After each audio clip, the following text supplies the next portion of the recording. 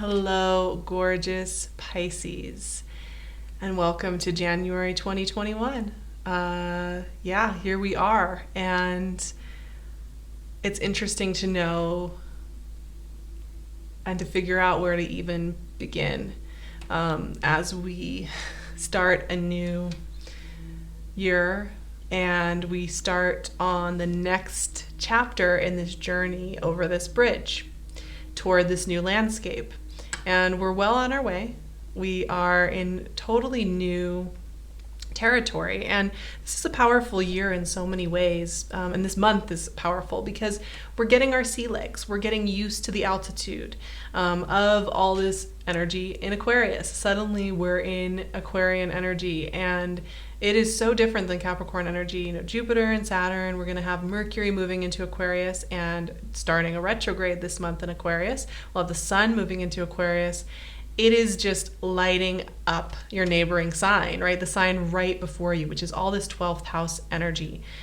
And that I told you in December that one of the things we're going to be noticing this year is that there's an amplification of that 12th house hidden, and it's Piscean energy really, but it's in Aquarius, right? So one thing that came to mind when I sat down to feel through your energy was that, skills that even you thought of as like something that you're really familiar with, you may have considered yourself very skilled in your ability to tap in and to feel out and to know things, right? But you may find, and one of the things that's interesting about January for everyone is that you may find, and especially for you in this specific context, that skills that you naturally have, you're kind of connecting with them a little bit differently. How you use them, how you visualize them, how you think of them as either like a hindrance or a growth to your life. You may be noticing that there are shifts in the way you connect with your own innate gifts. And that can be really interesting, and it can take a little while to figure out where you stand with that now. But like I said, magic from behind the scenes is amplified for you. The ineffable, the intangible is going to continue to play an important role this year for you in general, and definitely this month. And I don't want you to get freaked out by that. It's important to let yourself explore that at this time. I'm going to start shuffling here. So we have some gentler astrology, and yet it is still quite profound. So yes, we're getting used to Jupiter and Saturn. We're getting used to this new 20-year, or Jupiter and Saturn in Aquarius. We're getting used to this new cycle, this 20-year cycle. Mars, after 6 months in Aries, is moving into Taurus, into your third house, into a much more symbiotic flow with you there. Uranus is going direct in Taurus. We have Venus moving into Capricorn and a new moon in Capricorn that will also be trining you. So like the earth signs around you are going to be really lit up this month. And that's beautiful because those are going to be sextiling you and kind of creating like a little cocoon of stability around you. We also have the beginning of Aquarius season, the beginning of a Mercury retrograde in Aquarius, and a full moon in Leo. Full moon in your 6th house, so connecting to your physical, finding some ways to find joy in your physical, and also kind of releasing and healing from anything. So pretty solid month in some ways, as far as just, okay, here we are, let's get some grounding, let's get a lay of the land, let's scout it out a little bit, and just understand who we are now. But I think that intangible, ineffable thing that you're working with, to me, it comes back to one of those, 9 of Cups, love it. Come back to one of those core kind of rules that seems to always play out in this world, which is that, the material world, how the actions that move through the world, follow after Page of Cups. It would not go back on the deck. Follow after we do the energetic work. Like the energetic work, what we're feeling, what we're thinking, what we're dreaming, that intangible, ineffable stuff however much we're doing that, it's like 90% of it. Then the 10% is like what's surrounding us, right? And so it's one of those things where, you know, Piscean energy is often kind of teased for being like out there and floating and available and disappearing or whatever, but there's also a core truth there about how important it is for us to be comfortable in the intangible and in the ineffable and in the mystery and the transmutational, because if we're not comfortable with it, we're running away from our own essence, right? And I know Pisces, sometimes it can be a little tricky to navigate having that be such an amplified energy in your life and trying to just live a normal life, just have a day. I know that can be really, it can be an interesting dance between the two. And so it is interesting to have that kind of energy amplify here for you. However, that can be a really big blessing, especially with Jupiter there, because Jupiter in the sign right before yours is going to be helping to give you guidance from unexpected places, from sources that, Six of Cups, that maybe you weren't looking toward, and giving you infusions of joy and help from places you don't always have to be directly looking at, right? And directly pursuing. So I'm pulling 3 cards from my classic deck, and then I'm going to pull 1 card as our overarching message from my Cosmic Tarot today. But yes, it is going to be a time where gifts are not going to come from some kind of linear, make a list, make it happen kind of situation. It's going to come from you trusting your intuitive North Star, knowing.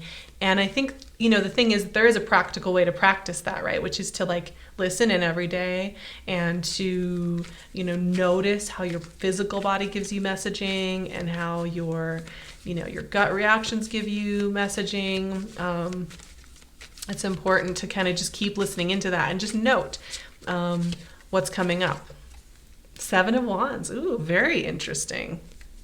That is a very powerful card, because we have 3 Cups cards here and then fire. So let's go through this a little bit.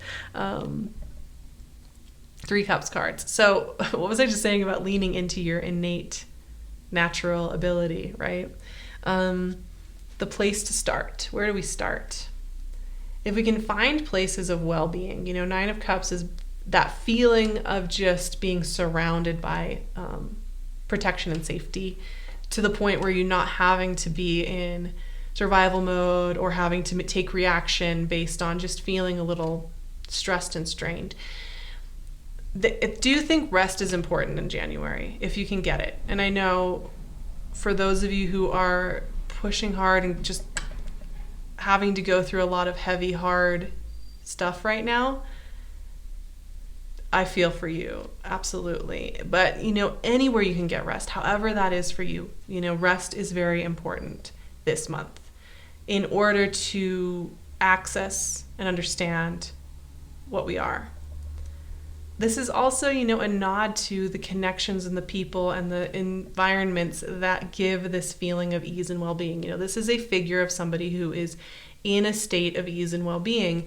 And, you know, that's not something we just do alone. Yes, it is something we have to kind of cultivate in ourselves to feel safe with ourselves. But it's also helped and aided by those that we really trust and love. So don't be afraid to connect the dots that way. So we have this place of ease. We have a messenger, Page of Cups, bringing in some beautiful new information, bringing in some beautiful news. And this does have to do with your private, intimate life. This does have to do with those closest to you.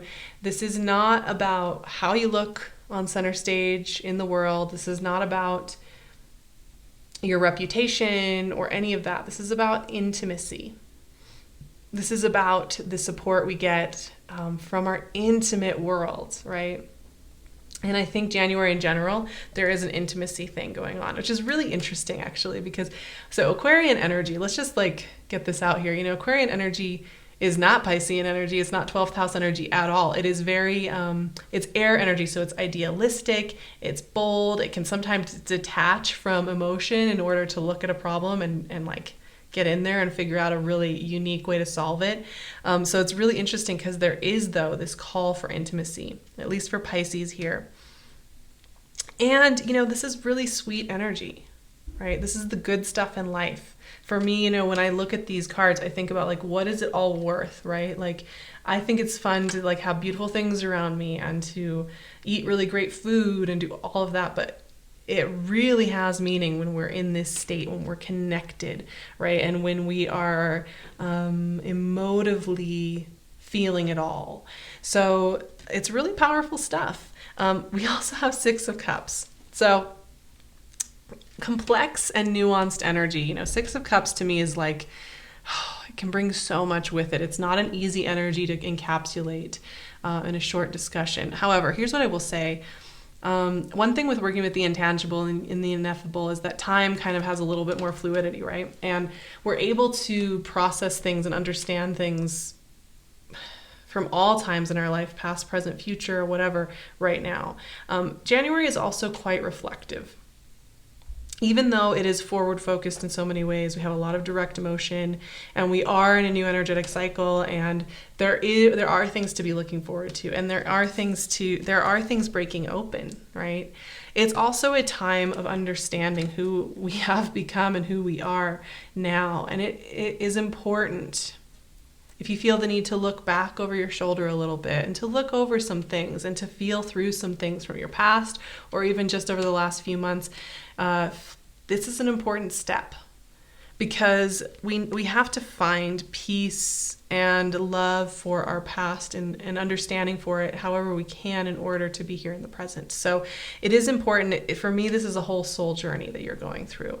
It's kind of rummaging around in spaces maybe you haven't wanted to look at for a little while. Maybe you've been staying busy.